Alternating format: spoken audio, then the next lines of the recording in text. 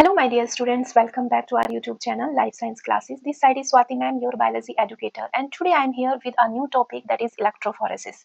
तो बेटा आज की इस वीडियो में हम इलेक्ट्रोफोरेसिस को डिस्कस करने वाले हैं, जो कि एक बहुत इंपॉर्टेंट टॉपिक है तुम्हारे सीबीएसई बोर्ड एग्जाम्स के लिए भी और नीट एग्जाम्स के लिए भी। ठीक है ना। तो देखो बेटा, इलेक्ट्रोफोरेसिस बेसिकली क्या होती है। देखो, सबसे पहले तो इलेक्ट्रोफोरेसिस एक लैबोरेटरी टेक्निक है, यानी कि लैबोरेटरी में कंडक्ट करने वाली एक टेक्निक है, जिसके थ्रू हम डीएनए, आरएनए, प्रोटीन्स, इन सभी बायोमोलिक्यूल्स को सेपरेट करते हैं on the basis of their size and charge with the help of electric field. ठीक है ना। इलेक्ट्रिक फील्ड, इलेक्ट्रिसिटी अप्लाई करेंगे, उसकी हेल्प से जो मॉलिक्यूल्स हैं आरएनए, डीएनए, प्रोटीन, वो अपने साइज के अकॉर्डिंग सेपरेट हो जाते हैं। ठीक है ना। उसके बाद में जो बेटा इलेक्ट्रोफोरेसिस है, इलेक्ट्रोफोरेसिस कितने टाइप की होती है? 3 टाइप की होती है। सबसे पहली एगारोस जेल इलेक्ट्रोफोरेसिस, सेकंड वाली polyacrylamide gel electrophoresis, and third one is SDS PAGE, sodium dodecyl sulphate polyacrylamide gel electrophoresis. आपके सिलेबस में सिर्फ एगारोस जेल इलेक्ट्रोफोरेसिस है, इसलिए हमें ना ही तो पेज पढ़ना है और ना ही एसडीएस पेज को पढ़ना है। ठीक है ना। तो अब हम बात करते हैं एगारोस जेल इलेक्ट्रोफोरेसिस की। एक बात और जान लेते हैं, जो एगारोस जेल इलेक्ट्रोफोरेसिस होती है वो तो हमें पता है कि डीएनए और आरएनए के सेपरेशन में यूज होती है।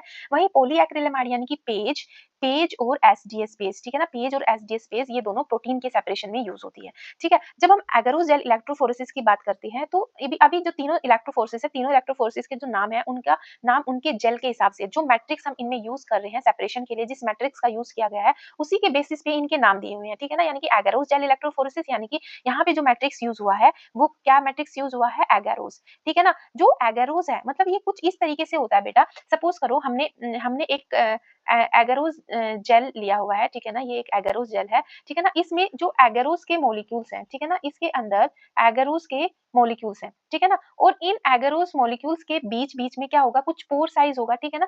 जिनसे मूव होता हुआ डीएनए के जो मॉलिक्यूल होंगे, वो जो डीएनए के मॉलिक्यूल होते हैं, इन पोर साइज से मूव होते हुए निकलते हैं। ठीक है ना। कुछ इस तरीके से काम करता है। ठीक है। अब देखो, agarose gel electrophoresis is a laboratory technique used to separate, analyze and visualize nucleic acid, जैसे कि DNA, RNA, based on their size and charge by applying an electric field, a gel matrix made of agarose। ठीक है ना। Through a jail matrix, यानी कि separation किसके through हो रहा है? जेल मैट्रिक्स के थ्रू हो रहा है। जैसे यहाँ पे मैंने जेल मैट्रिक्स बनाया है, तो इनके बीच में से इनका इस जेल को हम कितना कंसंट्रेटेड लेते हैं, कितना कम कंसंट्रेटेड लेते हैं, जैसे एगारोस की क्वांटिटी हम कम और ज्यादा करते हैं तो पोर साइज में डिफरेंस आ जाता है। ठीक है ना। उसी के हिसाब से जो डीएनए के फ्रेगमेंट्स होते हैं वो भी सेपरेट होते हैं। ठीक है। जैसे हमें पता है कि डीएनए और आरएनए दोनों के ऊपर नेगेटिव चार्ज होता है। ठीक है ना। तो जैसे ही हम इलेक्ट्रिक फील्ड प्रोवाइड करते हैं वहां पर, तो इलेक्ट्रिक फील्ड प्रोवाइड होने की वजह से जो नेगेटिव चार्ज के जो मॉलिक्यूल्स हैं वो अट्रैक्ट होते हैं पॉजिटिव चार्ज की तरफ, वो खुद भी पॉजिटिव चार्ज की तरफ मूव करने लग जाते हैं due to the application of electric field. ठीक है। अब देखो, जो जितना भी स्मॉलर साइज का फ्रेगमेंट होगा वो जल्दी मूव करेगा। ठीक है ना। जो लोंगर साइज फ्रेगमेंट होगा वो थोड़ा आराम से मूव करेगा इस जेल के अंदर। ठीक है ना। तो इस तरीके से एगारोस जेल इलेक्ट्रोफोरेसिस में डीएनए का और आरएनए का सेपरेशन होता है। ठीक है ना। सबसे इसकी जो इंपॉर्टेंस है एगारोस जेल इलेक्ट्रोफोरेसिस की, अगर मैं बोलूंगी इसकी एप्लीकेशन क्या है, तो बेटा इसका यूज हम सबसे ज्यादा मोलिकुलर बायोलॉजी और बायोटेक्नोलॉजी में करते हैं, डीएनए फिंगरप्रिंटिंग के लिए, जेनेटिक रिसर्च के लिए, एंड फोरेंसिक एनालिसिस के लिए। ठीक है ना। सबसे ज्यादा डीएनए फिंगरप्रिंटिंग हमारे ऑलरेडी हमारे सिलेबस में भी है। नेक्स्ट वीडियो हम शायद डीएनए फिंगरप्रिंटिंग भी अपलोड करूँ मैं। ठीक है ना। तो DNA fingerprinting, genetic research and forensic analysis में इसका यूज होता है। उसके बाद में देखो, स्टेप इन जेल इलेक्ट्रोफोरेसिस। ठीक है ना। अब हमें एक डीएनए के, हमारे पास एक सैंपल है, डीएनए का एक सैंपल है, और उसकी हमें एगारोस जेल इलेक्ट्रोफोरेसिस करनी है, तो हम कैसे करेंगे? ठीक है ना। उसके लिए क्या क्या स्टेप होंगे? सबसे पहला स्टेप, प्रिपरेशन ऑफ जेल। सबसे पहले हम जेल को प्रिपेयर करते हैं। जेल को प्रिपेयर कैसे करेंगे? यानी कि हम एक फ्लास्क लेंगे। ठीक है ना। इस फ्लास्क के अंदर हम सबसे पहले ऐड करेंगे हॉट वाटर। ठीक है ना। इसके अंदर सबसे पहले हम ऐड करेंगे हॉट वाटर। ठीक है ना। फिर हॉट वाटर के बाद में हम इसमें ऐड करेंगे एगारोस। ठीक है ना। हम ऐड करेंगे इसमें एगारोस। एगारोस कितनी ऐड करेंगे? वो परसेंटेज के हिसाब से कि हमें कितना पोर साइज रखना है अपने जेल का, अपने मैट्रिक्स का। ठीक है ना। अब ये हमारा एगारोस जेल का सॉल्यूशन प्रिपेयर हो गया है। ठीक है ना। उसके बाद में सेकंड हमने इसमें बोला agarose gel is prepared and poured into a casting tray. Casting tray क्या होती है? यहाँ पे मैंने फोटो लिया है। ठीक है ना। This one is casting tray. ठीक है ना। कास्टिंग ट्रे मतलब ये एक ट्रे जैसी होती है बेटा, बिल्कुल जैसे ट्रे है, लेकिन उसको चारों तरफ से थोड़ी हाइट होती है, और उसमें हम एक किसको इंसर्ट कर रहे हैं यहाँ पे, एक कोम्ब को इंसर्ट किया हुआ है। देखो जैसे यहाँ पर ये कोम्ब ऐसा कुछ ऐसा कोम्ब है ये, जिसको यहाँ से उठा के हमने यहाँ पर इंसर्ट कर दिया है, ठीक है ना। ये कोम्ब इंसर्ट कर दिया है और इसमें हमने अपना जो इस फ्लास्क के अंदर जो हमने एगारोस जेल प्रिपेयर किया है उसको हमने यहाँ पे इस ट्रे के अंदर पोर कर दिया। तो पहला स्टेप ये होता है प्रिपरेशन ऑफ जेल में, हम एक तो एगारोस जेल को प्रिपेयर करते हैं और दूसरा हम जो हमारा जेल प्रिपेयर हो गया है उसको कास्टिंग ट्रे के अंदर पोर करते हैं, ठीक है ना। अब पोर कर दिया, उसके बाद में इसको सोलिडिफाई होने देते हैं। सोलिडिफाई होने के बाद में इस ट्रे को हम रख देते हैं इलेक्ट्रोफोरेटिक टैंक में, ठीक है ना। देखो इलेक्ट्रोफोरेटिक टैंक कैसा होता है, जैसे अब यहाँ पर देखो ये पूरी एक यूनिट क्या है बेटा, ये इलेक्ट्रोफोरेटिक टैंक है, ठीक है ना। इसको हम क्या बोलते हैं, इलेक्ट्रोफोरेटिक टैंक।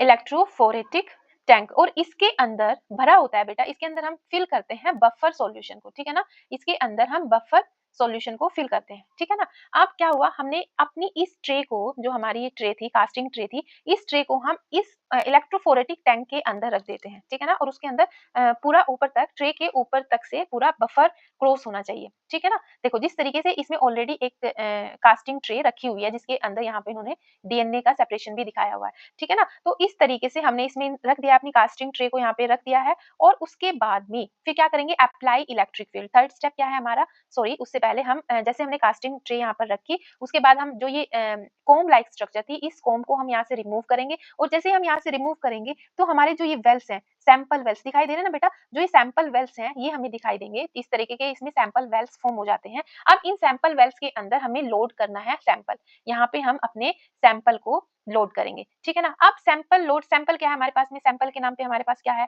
सैंपल के नाम पर हमारे पास है डीएनए, ठीक है ना। सैंपल के नाम पर हमारे पास है डीएनए।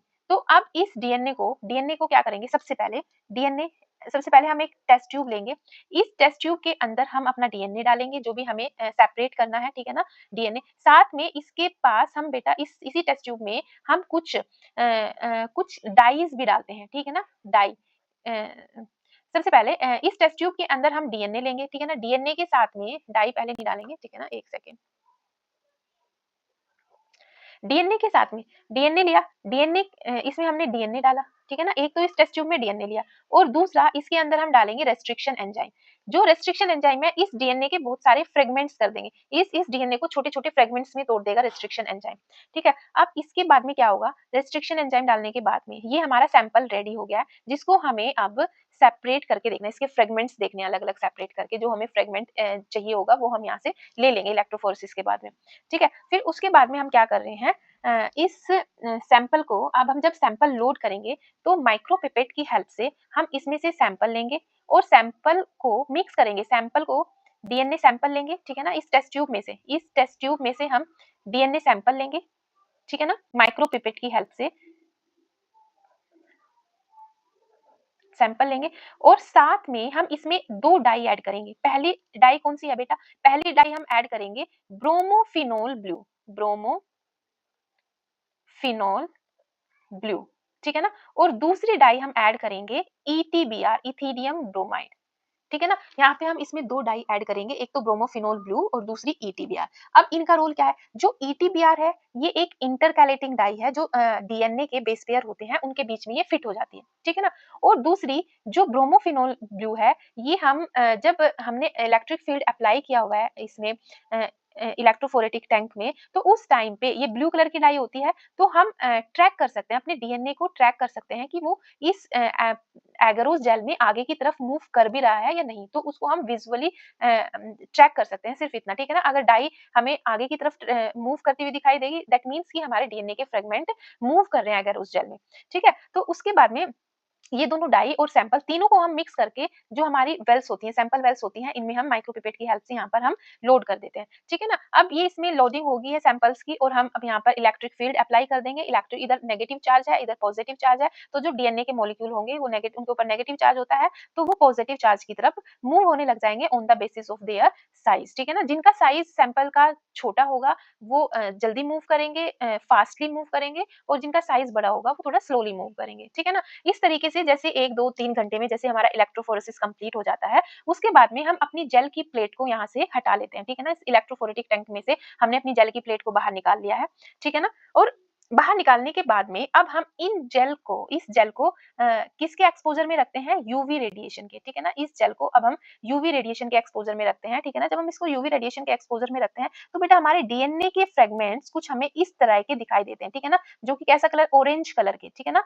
ऑरेंज कलर के हमें डीएनए के फ्रेगमेंट दिखाई देते हैं। वो किसकी वजह से दिख रहे हैं? ईटीबीआर की वजह से, ठीक है ना? बेसिकली ये ईटीबीआर दिख रही है। ईटीबीआर की हेल्प से हम अपने डीएनए के फ्रेगमेंट को फाइंड आउट कर पाते हैं, क्योंकि जो ईटीबीआर है ये बेस डीएनए के बेस पेयर में ये एक इंटरकैलेटिंग एजेंट है और दोनों दो डीएनए के दो बेस पेयर के बीच में जाके चिपक जाता है, ठीक है ना? और ये एक फ्लोरोसेंट डाई है, जैसे इसके ऊपर यूवी रेडिएशन पड़ती है तो ये यहाँ से ऑरेंज कलर की विजिबल लाइट को इमिट करता है, ठीक है ना? तो इस तरीके से हम डीएनए के फ्रेगमेंट को यूवी लाइट में ऐसे ऑरेंज कलर के बैंड्स के थ्रू हमें दिखाई देते हैं, ठीक है? उसके बाद में हमें जो भी डीएनए फ्रेगमेंट चाहिए होता है, ठीक है ना? अब हमें पता कैसे चलेगा कि कौन सा डीएनए फ्रेगमेंट कितने साइज का है, ठीक है ना? इसीलिए जो हमारी सबसे फर्स्ट वेल होती है, जो हमारी सबसे फर्स्ट वेल होती है, सैंपल लोडिंग वेल, बेटा उस वेल के अंदर हम एक रेफरेंस मॉलिक्यूल्स डालते हैं, रेफरेंस यानी कि एक लैडर सीक्वेंस, जिसको हम लैडर सीक्वेंस बोलते हैं, ठीक है ना? जिनका हमें ऑलरेडी एक तरीके से मैं बोल सकते हैं कि हमारी रेफरेंस सीक्वेंस है, जिनका हमें ऑलरेडी पता होता है कि ये जो डीएनए का सेगमेंट है, ये इतने किलो डाल्टन का है या इतने डाल्टन का है, ठीक है ना? तो इसी तरीके से जैसे ये फर्स्ट वाली रो है, ये वाली रो हमारी ये रेफरेंस लैडर सीक्वेंस है, इसके अंदर इन्हीं के बेसिस पे हम जो इधर हमारे डीएनए के फ्रेगमेंट सेपरेट आउट हुए हैं, इनकी सीक्वेंस को हम पता करते हैं, इनकी इनकी मॉलिक्यूलर वेट को हम पता करते हैं, ठीक है ना? तो इस तरीके से बेटा हम अपने डीएनए के फ्रेगमेंट को सेपरेट करते हैं और हमें जो डिजायर्ड डीएनए फ्रेगमेंट चाहिए होता है, उसको फिर हम इल्यूट आउट कर लेते हैं। इल्यूशन क्या होता है देखो, अब एक एक टेक्निक होती है इल्यूशन, ठीक है ना? जैसे कि अब क्या करना है, सपोज करो अ, हमारे इंटरेस्ट का डीएनए सपोज करो ये है, ये डीएनए हमारे इंटरेस्ट का है, ये हमें चाहिए, डीएनए का फ्रेगमेंट हमें चाहिए, तो यहीं से इसी पोर्शन को जेल को हम यहाँ से कट करते हैं, ठीक है ना? कट करने के बाद में यहाँ से इस डीएनए के फ्रेगमेंट को हम सेपरेट आउट कर लेते हैं, जेल से सेपरेट कर लेते हैं, ठीक है ना? इसी टेक्निक को हम इल्यूशन बोलते हैं, ठीक है ना? इल्यूशन, ठीक है? तो ये था बेटा हमारा जेल इलेक्ट्रोफोरेसिस कंप्लीट हो गया, ठीक है ना? और नेक्स्ट वीडियो में शायद हम डीएनए फिंगरप्रिंटिंग को डिस्क्राइब करेंगे। अगर आपको ऐसा लगता है कि आपको कोई टॉपिक समझ में नहीं आ रहा है और आप मेरे को बोलना चाहते हो कि मैम आप हमें ये टॉपिक करा दो, तो आप कमेंट बॉक्स में मैसेज कर सकते हैं, ठीक है ना? तो मैं फिर उसी टॉपिक को सबसे पहले हम उसी टॉपिक को कवर कर लेंगे, ठीक है? Okay students, and bye bye and thank you so much. If you like this video, please like, share and subscribe.